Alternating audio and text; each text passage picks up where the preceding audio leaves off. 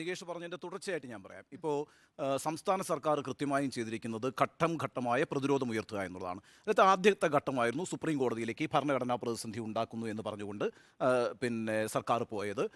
അതിൽ സർക്കാരിന് അനുകൂലമായിട്ടാണ് സുപ്രീം കോടതി നിലപാടെടുത്തത്. അപ്പോൾ എന്താണ് ഗവർണർ ചെയ്തത്? ആ ബില്ലുകളെല്ലാം കൂടി എടുത്ത് രാഷ്ട്രപതിക്ക് അയക്കുകയാണ് ചെയ്തത്. അതുകൂടി അവിടെ എല്ലാ നടപടികളും അവസാനിച്ചു. ഇനി രാഷ്ട്രപതി അതിൻ്റെ മേളിൽ തീരുമാനം എടുക്കണം. അത് എപ്പോൾ സംഭവിക്കും എന്ന് നമുക്കറിയില്ല. പക്ഷെ അവിടെയല്ല പ്രശ്നം.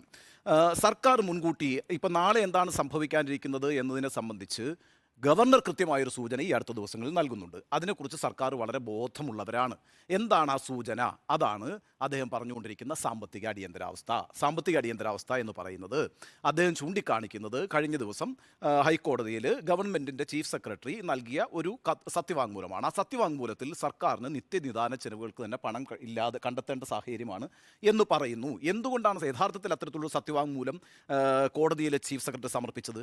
KTDFCയുടെ ഒരു ലോണിൻ്റെ ഗ്യാരണ്ടറാണ് ഈ പറയുന്ന സർക്കാർ. അത്രയും വലിയൊരു തുക ഇപ്പോൾ എടുത്തു കൊടുക്കാനില്ലെന്നും സംസ്ഥാന സർക്കാരിന് ചില സാമ്പത്തിക ബാധ്യതകളും പ്രതിസന്ധികളും ഉണ്ട് എന്നുമാണ് ആ സത്യവാങ്മൂലത്തിലൂടെ അദ്ദേഹം പറഞ്ഞത്.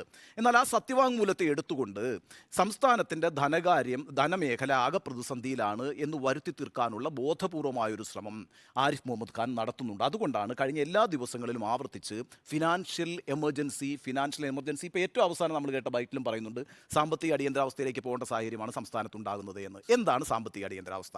ഇപ്പോൾ ആർട്ടിക്കിൾ 356 ഒന്നും പഴയതുപോലെ എടുത്ത് ഇവിടെ ഉപയോഗിക്കാൻ കഴിയില്ല. സുപ്രീം കോടതിയുടെ റിവ്യൂവിന് അത് ബാധകമാണ്. അപ്പോൾ അതുകൊണ്ട് ഒരു ജുഡീഷ്യൽ റിവ്യൂ എപ്പോഴും അതിന് പേരിൽ നടക്കും എന്നുള്ളതുകൊണ്ട് ഇപ്പം 356 പ്രയോഗിക്കാൻ കഴിയില്ല. അപ്പോൾ പിന്നെന്താണ് ചെയ്യുക? സാമ്പത്തിക അടിയന്തരാവസ്ഥ ആർട്ടിക്കിൾ 360 പ്രകാരമാണ് രാജ്യത്ത് നടപ്പാക്കുക. അങ്ങനെ നടപ്പാക്കിയ ഒരു ചരിത്രം നമുക്കില്ല. പക്ഷേ ഭരണഘടനയിൽ അങ്ങനെ ഒരു വകുപ്പുണ്ട്. ആർട്ടിക്കിൾ എവിടെയും നടന്നിട്ടില്ല. അപ്പോൾ ആർട്ടിക്കിൾ 360 എങ്ങനെ പ്രഖ്യാപിച്ചു കഴിഞ്ഞാൽ എന്താ സംഭവിക്കുക എന്ന് വെച്ചാൽ പിന്നെ ബജറ്റ് പാസ്സാക്കാൻ കഴിയില്ല സ്മൃതി കേരളത്തിന്. അതായത് ഒരു സംസ്ഥാനത്തിന് ബജറ്റ് പാസ്സാക്കാൻ കഴിയില്ല. അതിൻ്റെ എല്ലാ ധനകാര്യ വിനിയോഗങ്ങളും അത് സംബന്ധിച്ച് എല്ലാ തീരുമാനങ്ങളും എടുക്കുക കേന്ദ്ര സർക്കാരായിരിക്കും. പിന്നെ ഇതൊരു നോക്കൂത്തി സർക്കാരാണ്. അതായത് ആർട്ടിക്കിൾ 356 നിങ്ങൾ പ്രയോഗിക്കുകയേ വേണ്ട, ആർട്ടിക്കിൾ 370 നിങ്ങൾ പ്രയോഗിക്കേണ്ട. നിങ്ങൾക്ക് അധികാരമുള്ള ഈ ധനവിനിയോഗം എന്ന് പറയുന്നതാണ്, പദ്ധതി നടത്തിപ്പാണ് ഒരു സർക്കാർ എന്ന് നമ്മൾ പറയുന്നത്.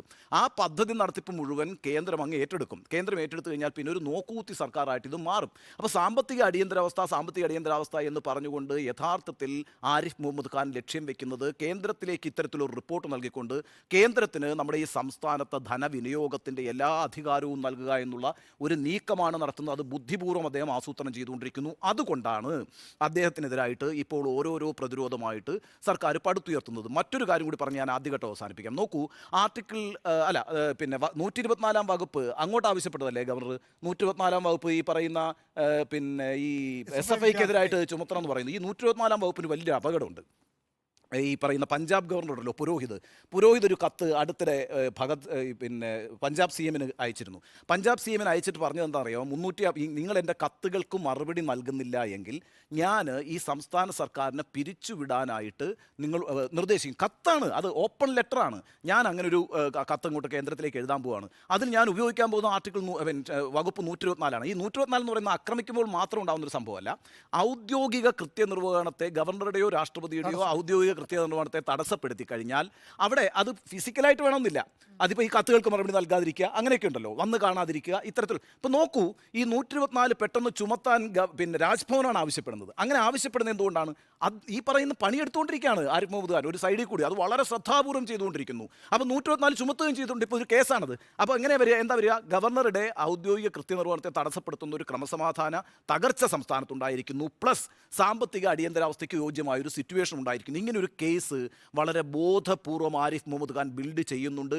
അത് സംസ്ഥാനം ഒന്നടങ്കം ശ്രദ്ധയോടെ കണ്ട് എതിർക്കേണ്ട ഒരു കാര്യമാണ്. കാരണം സംസ്ഥാനത്തിൻ്റെ പരമാധികാരത്തെ മുഴുവൻ അടിയറ വെക്കുന്ന ഒരു സാഹചര്യം മനഃപൂർവ്വമായി ക്രിയേറ്റ് ചെയ്യാൻ ഗവർണർ ശ്രമിക്കുമ്പോൾ അതിനെതിരായി നിൽക്കുക എന്നുള്ളത് ആത്മാഭിമാനമുള്ള എല്ലാ മലയാളികളും എടുക്കേണ്ട ഒരു തീരുമാനമാണ്. ആരിഫ് മുഹമ്മദ് ഖാൻ ഇപ്പോൾ അങ്ങനൊരു നീക്കമാണ് നടത്തുന്നത്. അത് മുന്നിൽ കണ്ടുകൊണ്ടാണ് ഇന്നിപ്പോൾ രാഷ്ട്രപതിക്ക് മാത്രമല്ല കേട്ടോ, കേന്ദ്രത്തിനും പ്രധാനമന്ത്രിക്കും കത്തയച്ചിട്ടുണ്ട്. ഈ പറയുന്ന ആൾ ഈ പണിയെല്ലാമാണ് ചെയ്തുകൊണ്ടിരിക്കുന്നത്. എന്നാൽ കത്തിൻ്റെ ഉള്ളടക്കം നമുക്ക് മനസ്സിലായിട്ടില്ല, പുറത്തേക്ക് വന്നിട്ടില്ല. വരും ദിവസങ്ങളിൽ അത് പുറത്തു വരും എന്നാണ് ഞാൻ പ്രതീക്ഷിക്കുന്നത്. പക്ഷേ ഇങ്ങനൊരു നീക്കം വളരെ ആസൂത്രിതമായി രാജ്ഭവൻ നടത്തുന്നുണ്ട്. മലയാളികളെല്ലാം സസൂക്ഷ്മം ശ്രദ്ധിക്കേണ്ട ഒരു നീക്കമായിട്ടാണ് ഞാനതിനെ കാണുന്നത്.